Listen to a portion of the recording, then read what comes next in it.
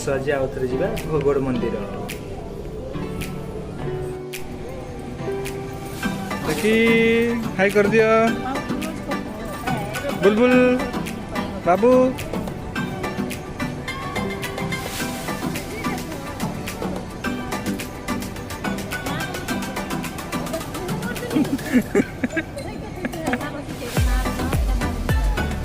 ये हूँ आमर नुआ भाउज, ये हूँ आमर अपा भाउज, ये हूँ भौणी आम पुणी ये गोटे अपा ए समस्त ये हूँ माँ ये हूँ समस्त बापा। देखाऊनी भाउज देख लो ये आमर भाई। प्यारे नन्ही मयूरभंज का राजकुमारी, मयूरभंज का रानी का नाम राजकुमारी आयला बुलबुल।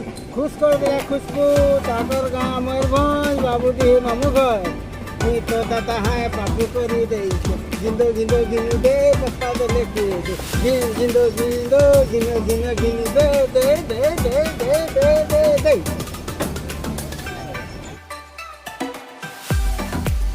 आपण मानक तो जना थी मो पूर्वर भी थे घोगड़ मंदिर आउ बेदव्यास आसी सारी किंतु आर थर किसी असुविधा आपण मानक मु घोगड़ मंदिर भितर किसी देखई पार नी से आपण मानक पुणी थे देखापी आसिकली घोगड़ मंदिर।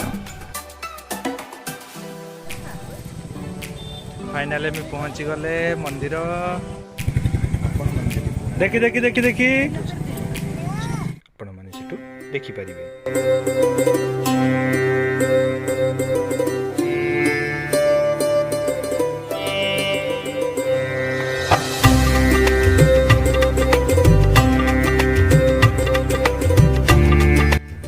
आपण मानक तो मो पूर्वर ये मंदिर कहानी जन देती हेले मध्य आउ थे आपण मानक ये कहानी मो भल से डिटेली कहीदेवी आज।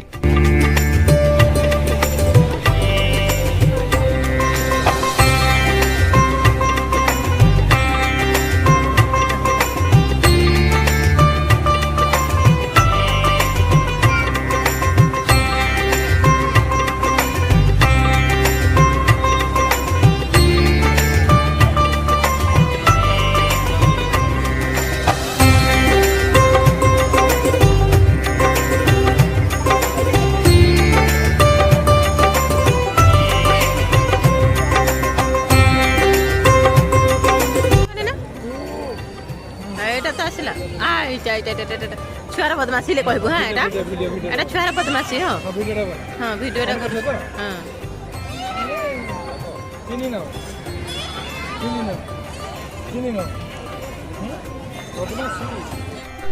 यही पीठटी हूँ महादेव पीठ।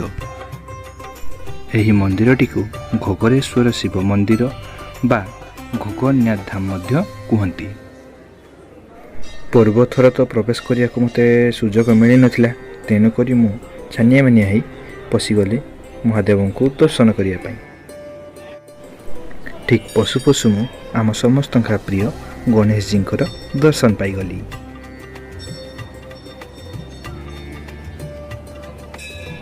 किछि समय गणेश जी पाखे समय काटी चलिए प्रत्येक भगवान को दर्शन करी बोली। आमे समस्ते जानिछे भगवान होचंती एक, किंतु आम हिंदू समाज गोटे यहाँ गोटे बहुत भल जिनस अच्छी आमे समस्ते जानी मध्य प्रत्येक भगवान को प्रत्येक रूप में आमे पूजा करिया को भल पाऊ।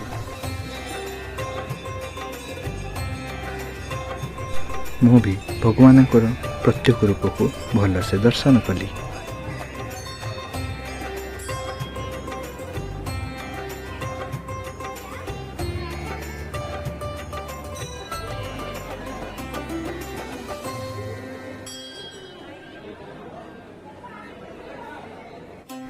नंदीजी ध्यान वो हस हस मुह को देखी मोर सबू मनर दुख छाड़ीगला।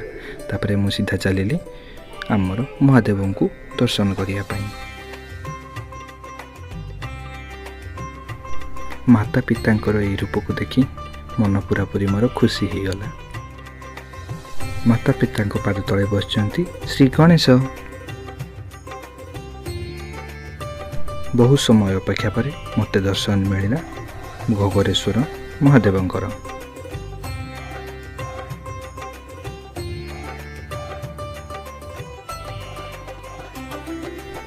ମହାଦେବଙ୍କର ଦର୍ଶନ କରିସାରି ଚାଲିଲି ମୁଁ ପରିକ୍ରମା କରିବା ପାଇଁ।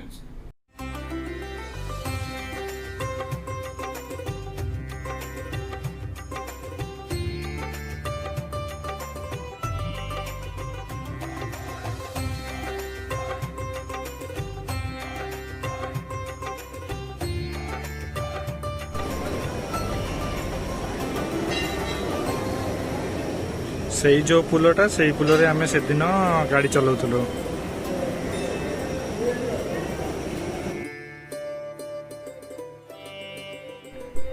ଆସ ଜାଣିବା ଏ ମନ୍ଦିରଟି ସ୍ଥାପନ ଆଉ ନିର୍ମାଣ କିପରି ହେଲା। ଏହି ମନ୍ଦିରଟିକୁ ରାଜା ରଘୁନାଥ ଶେଖର ଦେଓ ନିର୍ମାଣ କରିଥିଲେ। ଶୁଣିବାକୁ ମିଳେ ଏହି ସ୍ଥାନଟା ବହୁତ ଜଙ୍ଗଲ ଥିଲା ବହୁତ ବର୍ଷ ପୂର୍ବରୁ, ସେଥିପାଇଁ ଗାଈ ଚରୁଆମାନେ ଏଠି ଗାଈ ଚରାନ୍ତି। ତାଙ୍କ ମଧ୍ୟରୁ ଗୋଟେ ଗାଈ ଚରାଙ୍କର ତାଙ୍କ ଗାଈ ପ୍ରତ୍ୟେକ ଦିନ ସନ୍ଧ୍ୟାବେଳେ ଗଲେ ଘରେ କ୍ଷୀର ଦିଏ ନାହିଁ। ଏହା ଗୋଟେ ଦିନ ହେଲେ ଗୋଟେ ଦିନ ପ୍ରତ୍ୟେକ ଦିନର ଘଟଣା ସିଏ ଘଟିଲା। ସେଠୁ ସେ ଭାବିଲେ ମୋ ଗାଈଟି କାହିଁକି କ୍ଷୀର ଦେଉନାହିଁ, ତ ସିଏ କ'ଣ କଲେ କି ଗାଈକୁ ସିଏ ପିଛା କଲେ। ସିଏ ପିଛା କରି ଆସିକି ଦେଖନ୍ତି ତ ଏଇ ଜାଗାରେ ତାଙ୍କ ଗାଈଟି ଗୋଟେ ପଥର ଉପରେ କ୍ଷୀର ଦେଉଛି। ସେଠୁ ସେ ରାଗରେ ତାଙ୍କ ପାଖରେ ଥିବା ଗୋଟେ ଧାରୁଆ କଟୁରୀରେ ସେ ପଥରଟିକୁ ରାଗରେ ଜୋରସେ ମାରିଲେ। ସେଠୁ ପଥରରୁ କ'ଣ ହେଲା କି ରକ୍ତ ବାହାରିଲା। ଏହି କଥାଟି ଯାଇକି ରାଜାଙ୍କ କାନରେ ପଡ଼ିଲା। ସେଠୁ ରାଜା ଆସି ଏହି ଜାଗାରେ ମନ୍ଦିର ନିର୍ମାଣ କରିଥିଲେ।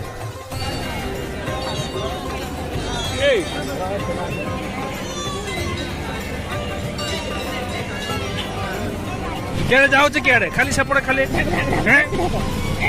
କିଏ ହେଲା?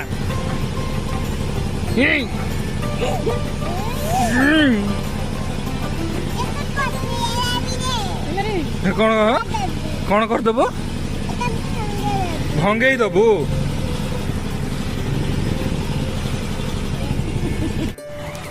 ବାବୁ ଏଇ কি হচ্ছে সেটা কিন্দ্রুছে ମୁହଁର ଖୁସି ଏଠିକି ପଚାରିଆ।